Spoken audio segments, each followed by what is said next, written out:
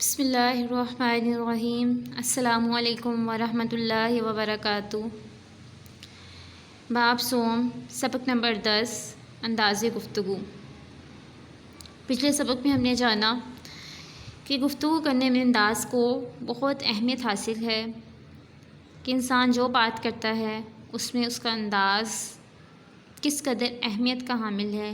یہ بات ہم نے جانی کہ تلخ سے تلخ اور سخت سے سخت بات بھی اگر اچھے انداز میں کی جائے تو وہ سننے والے پر برے اثرات مرتب نہیں کرتی، اور اگر اچھے سے اچھے بات بھی اور نصیحت پر مبنی بات بھی تلخی کے ساتھ اور سختی کے ساتھ کی جائے تو وہ سننے والے پر اس کا برا اثر ہوتا ہے۔ اس لحاظ سے جو ہے انداز کو بہت زیادہ اہمیت حاصل ہے۔ اس حوالے سے ہم نے آیت مبارکہ میں سے بھی جانا اور نبی صلی اللہ علیہ وآلہ وسلم کی زندگی سے بھی جانا کہ آپ صلی اللہ علیہ وآلہ وسلم کا انداز گفتگو کیسا تھا۔ آج ہم باقی سبق پڑھتے ہیں۔ ان احادیث سے معلوم ہوا کہ انداز گفتگو میں ٹھہراؤ شائستگی کی علامت ہے۔ بلا وجہ تیز تیز بولنا وقار کے یعنی عزت کے منافی ہے، خلاف ہے۔ اس طرح بلا ضرورت اونچی آواز میں بات کرنا بھی تہذیب کے برعکس ہے۔ اگر گفتگو میں کوئی اہم بات بیان کی جا رہی ہو تو اسے دہرا لینا بہتر ہے تاکہ سننے والا اچھی طرح بات سمجھ جائے۔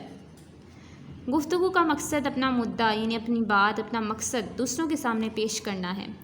لہٰذا گفتگو میں اس بات کو مد نظر رکھنا بہت ضروری ہے کہ انداز سامع یعنی سننے والے کی فہم و استطاعت سے مطابقت رکھتا ہو، اس کی سمجھ کے مطابق ہو۔ مثلاً ایسے الفاظ کا استعمال نہ کیا جائے جو سامع کے لیے اجنبی ہوں، جس کو وہ سمجھ نہ سکے۔ یعنی گفتگو میں ان تمام باتوں کا خیال رکھنا بہت ضروری ہے کہ ہمارا جو مقصد ہم بیان کرنا چاہ رہے ہیں وہ مقصد بھی بیان ہو جائے اور سننے والے کو بات سمجھ آ جائے، اور ایسے الفاظ اس میں استعمال نہ کیے جائیں کہ جو سننے والے کو جس کا مطلب بھی معلوم نہ ہو۔ انداز گفتگو اور انسانی شخصیت۔ انداز گفتگو کسی بھی انسان کی شخصیت کو جانچنے کا بھی ایک بہترین پیمانہ ہے۔ جانچنے یعنی پہچاننے۔ کسی شخص کی گفتگو سے سننے والے پر جو تاثر قائم ہوتا ہے وہ اس کی شکل و صورت اور ظاہری حالت سے کہیں زیادہ اہم اور دیرپا ہوتا ہے۔ یعنی کسی انسان کے جو بات کرنے کا انداز ہوتا ہے اس کا اثر دیر تک رہتا ہے۔ ایک بدصورت آدمی بھی محض اپنے شیریں کلام کے ذریعے لوگوں کے دلوں میں جگہ بنا سکتا ہے۔ اس طرح کہ انتہائی خوبصورت شخص اگر انداز گفتگو میں جاہلانہ طور طریقہ اپنائے تو لوگ اس سے بیزار ہو جاتے ہیں۔ گفتگو سوچ کا عکس ہوتی ہے اور سوچ عمل کی بنیاد بنتی ہے۔ اس لیے گفتگو کی مدد سے کسی انسان کے باطن کو جانا جا سکتا ہے۔ لہٰذا ہم پر لازم ہے کہ اپنی گفتگو میں الفاظ کا چناؤ سوچ سمجھ کر کریں۔ اس طرح الفاظ کی ادائیگی میں ٹھہراؤ اختیار کریں، بات چیت میں بناوٹ سے کام نہ لیں۔ درشد لہجہ اپنانے سے حتی الامکان گریز کریں۔ سختی والا لہجہ جس میں سختی ہو ایسا لہجہ جو ہے وہ اپنانے سے ہم گریز کریں۔ تو اس میں ہم نے یہی بات جانی کہ اگر انسان جو ہے وہ اچھے طریقے سے اچھے انداز میں گفتگو کرتا ہے تو اس کی شکل و صورت چاہے جیسی بھی ہے اس کی اچھی بات کا اثر دوسرے انسان پر دیر تک رہتا ہے۔ لیکن اگر ایک خوبصورت انسان بھی جاہلانہ طریقے سے اور سختی سے اور برے طریقے سے بات کرتا ہے تو اس کی خوبصورتی کے بجائے اس کی اس بات کا اثر دوسرے انسان پر زیادہ ہوتا ہے۔ تو یہی بات ہمیں معلوم ہوئی کہ گفتگو اور انسان کے بات کرنے کا انداز جو ہے وہ اس کی شخصیت کے لیے کس قدر اہمیت کا حامل ہے۔ مشقی سوالات کی طرف چلتے ہیں۔ مشقی سوالات میں سے سوال نمبر 1 یہ تفصیلی سوالات ہیں۔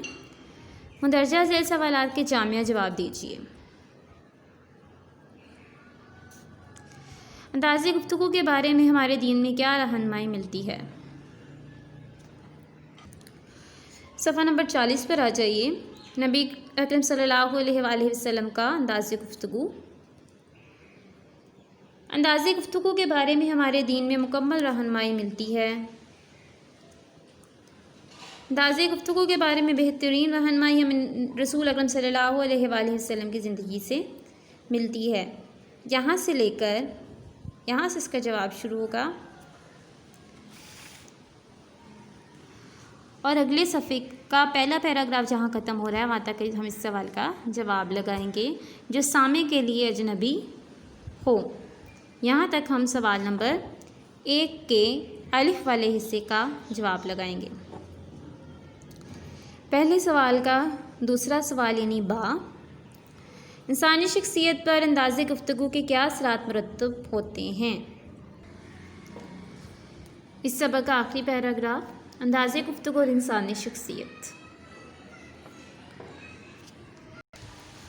انداز گفتگو کسی بھی انسان کی شخصیت کو جانچنے کا ایک بہترین پیمانہ ہے۔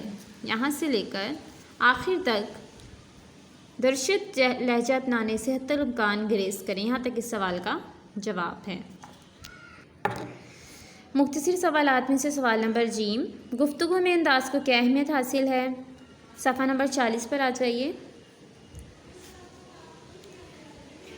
گفتگو میں انداز کو بہت اہمیت حاصل ہے۔ گفتگو میں ٹھہراؤ شائستگی کی علامت ہے۔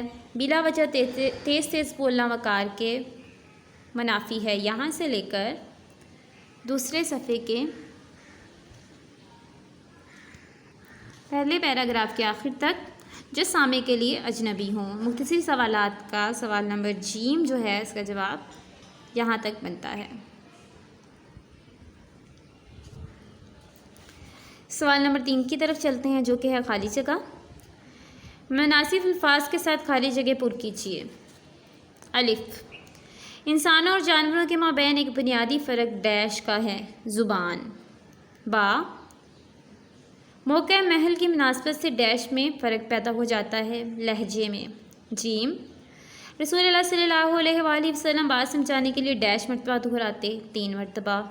دال، بلا وجہ ڈیش بولنا وقار کے منافی ہے، تیز تیز بولنا وقار کے منافی ہے۔ سوال نمبر 4، مندرجہ ذیل جملوں میں سے صحیح کے سامنے صحیح اور غلط کے سامنے غلط لکھیے۔ الف، رسول اللہ صلی اللہ علیہ وآلہ وسلم بغیر توقف کے گفتگو نہیں فرماتے تھے، درست۔ با، اونچی آواز میں بات کرنا تہذیب کے برعکس نہیں ہے، غلط۔ جیم، سب سے بری آواز مرغ کی ہے، غلط۔ دال، گفتگو سوچ کا عکس ہوتی ہے، درست۔ ہاں، سورۃ لقمان میں حضرت آدم علیہ السلام کی نصیحتوں کا ذکر ہے، غلط۔ سوال نمبر 5 کی طرف آ جائیے۔ دیے گئے جوابات میں سے صحیح کا انتخاب کیجیے۔ الف، نمبر 1، بدترین آواز ہے، اونچی آواز، مرغ کی آواز، کتے کی آواز، گدھے کی آواز، گدھے کی آواز۔ 2، کلام کا مقصد ہے مدعا بیان کرنا، دوسروں پر برتری جتانا، وقت گزارنا، جذبات کا اظہار، مدعا بیان کرنا۔ نمبر 3، سورۃ لقمان میں ہے کہ آواز نیچی رکھنا، تیز رکھنا، اونچی رکھنا، سخت رکھنا، نیچی رکھنا۔ نمبر 4، گفتگو میں الفاظ کا چناؤ کریں، سوچ سمجھ کر، تیزی سے، آسانی سے، ہنس کر، سوچ سمجھ کر۔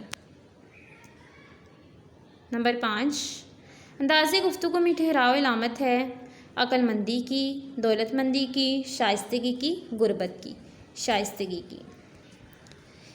سوال نمبر 1 مکمل۔ سوال نمبر 2 میں سے جیم، سوال نمبر 3، سوال نمبر 4 اور سوال نمبر 5 ہمارے آج کے سبق میں شامل ہیں۔ اس کو آپ نے اچھے طریقے سے ذہن نشین کر لینا ہے۔ اللہ حافظ۔